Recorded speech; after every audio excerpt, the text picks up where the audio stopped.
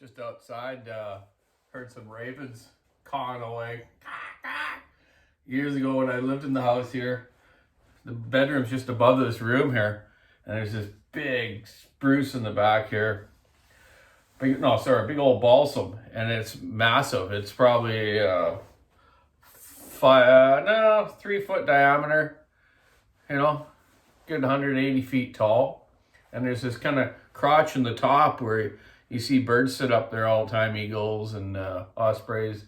But the ravens like to go up there too, and they'd make noise. They used to pee me off in the morning, and they'd be going away. And I borrowed a buddy's paintball gun one time and tried to shoot, just not to kill them, but just to get them away from my yard here to stop the noise. But I don't know, they just eventually go away. They're only here for parts of the year, I guess, sometimes.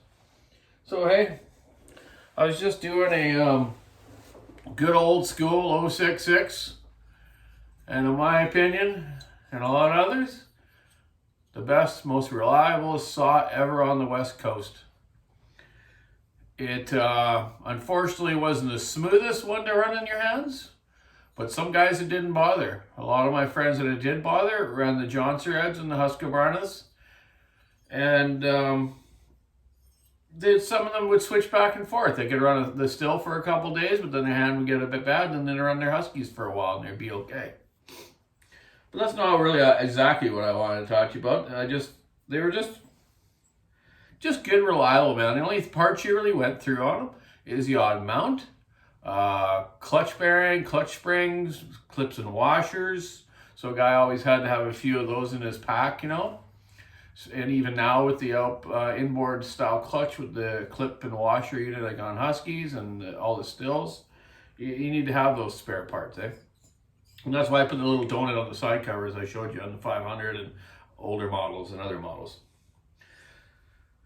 The original, back in the early days with Stihls, I was just thinking of a little story I was going to talk about. Not really a story, it's all true. I don't have stories. Back in the early 1990s, around 1988, I went to Savalas to work as a power saw mechanic. Poor mechanic there, Steve, got hurt in an accident, and I took his job over. So when I went there was already 064s had been out, and then the 660s or 066s started to come out. The 064 red light ones, and maybe the 066 early ones had that red light too, to tune the carb right, which was kind of a weird system. They went through multiple ignition changes, a few different carburetor changes, and eventually when they came up with the carburetor compensator, that kind of helped out a lot, because guys could run a dirty air filter, not have to lean it out and blow it up. But they had a lot of early Stihls blowing up in different camps here, and there was a lot of it was because of the way they were being tuned. Guys were trying to rev them too high and run them too lean. You didn't have the digital rev limiter ignitions in those days, or some of them had governors in the carburetors, yes, like 288, 2100. And some old Stihls on 056s and stuff had them as well. And I've showed you that before on a carburetor, sort of like this 288 one, where there's that brass kind of valve on the side there by the choke arm. You can take that out, put a little low-speed Welsh plug in there, a little piece of rubber, and put it back in, and you get rid of that governor. But you still need to tune the carb right. So when I went up to Savalas there, I didn't exactly know what, I didn't hear they were using Stihls, which is fine. And I didn't know what models though. So here I go, I get all set up to go up there. I'm in my early 20s, mid 20s, dating myself. Anyways, I get up there and I meet Cliff Peterson, my boss. He was the bullbucker, they call him, so he looked after the followers. And I was kind of like a contractor between Fedge and Gunnarsson and the company there. So they I think they paid half my wage, and they paid the rest, but I got paid from the company. So I really was a company employee but it worked for the contractor. It was kind of weird. You know, I would do all my parts ordering in the office. I would fax my parts order I needed down to Westwood Power Marine at that time, or Woodland Supplies it was called before that, when Mr. Fedgy still owned both those companies. They just changed the name years ago when they got into the boat, more of the boat business and stuff. So anyways, I get up there, I meet the fellows, they found me a little room to stay in and whatnot. I had to supply my own food, stuff like that, so I did take some stuff up. They had a little store there, but stuff was expensive and limited variety you had there. But they had a beer store. Anyways, don't want to get into that. So I finally go over to the saw shack, and I get introduced to the Fallers, and a lot of them ended up being good friends of mine through the years. And we had 10 Fallers at that time, and then their rigging crew, you know, and the dryland sort. So I looked after, you know, all the saws for them. So as I go into that old power saw shack, I notice, oh my God, they're running all 056 Magnums. Oh, these guys are a bit behind the times. So I go into the back room, and there's a room like the size of my reporting room here you guys have seen, you know. It's not very big. I don't know how big it is, but, you know, 20 by 20. Yeah. Anyways, this back room of that shop up there was full of all these 056 carcasses. Like rod parts off them all. Some of them had bad crankshafts. Some of them had bad top ends. And I'm like, wow, that's quite a mess. Rows and rows of parts of all these 056 stuff. I'm like, this is kind of weird. So anyways, I guess maybe I don't know why they never ordered 064s or 066s. They just kept kind of running them. But so I got to know everyone, and got everyone's saws happening. I set up a book there. So I supplied the files, the chains, the bars, and the wedges to the Fallers and the rigging guys. And they're only supposed to use so much, but that always got carried away everywhere. Everyone at home had their own tapes and files, you know what I mean? Wink, wink.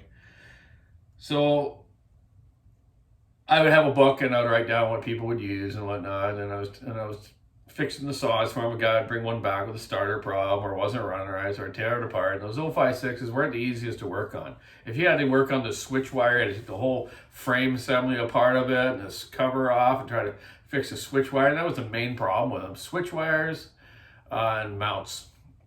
That was my biggest problem. And another problem I had on them were they would shock the Fallers. And the reason they would shock the Fallers is because the spark plug was right on top of the motor on those with their rubber cap, eh? Well, what would happen is the rubber cap would get wore from the guys leaning them up against their bellies or falling or just wear and tear, and they get little holes in them, and then all of a sudden the guy's falling, he's pushing on the saw, and he's up against his stomach or chest, and he'd be getting like 20,000 volts shocked to him. So I made some custom little leather flaps over top. And, you know, when the guys needed to change their spark plugs, they'd bring them in, and I'd take the leather off and change the plug and whatnot, eh? Yeah, just, you know, a few little things like that. But you know what? They had great power. Pretty smooth. Yeah, weren't a bad saw. But, you know, heavy and, you know, just weren't like the newer ones. And didn't have that RPM that the guys liked later on for limit and stuff.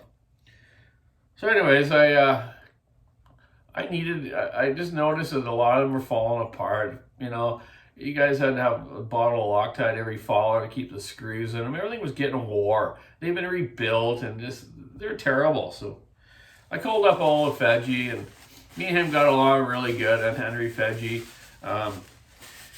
he would come up and check on me once in a while. But I call Olaf, and my dad worked for him for years, and he was the biggest falling contractor on the island. He rented saws to all these logging camps. He had thousands of saws out there in the field, and every camp had different mechanics.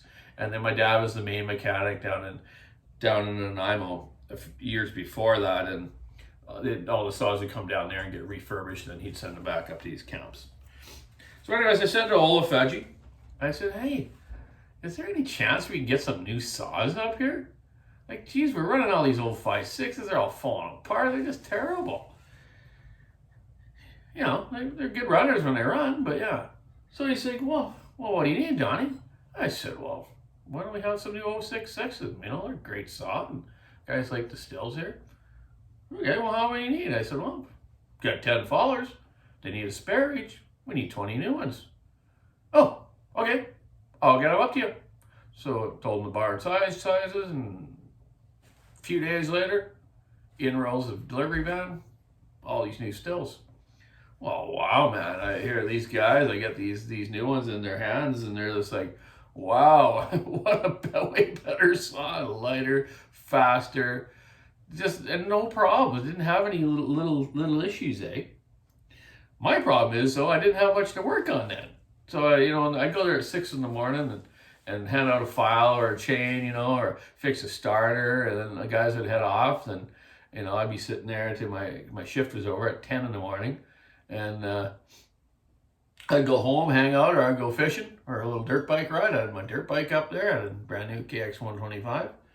Just bomb off right from there. There's no cops or street lights or nothing there, right? Middle of nowhere.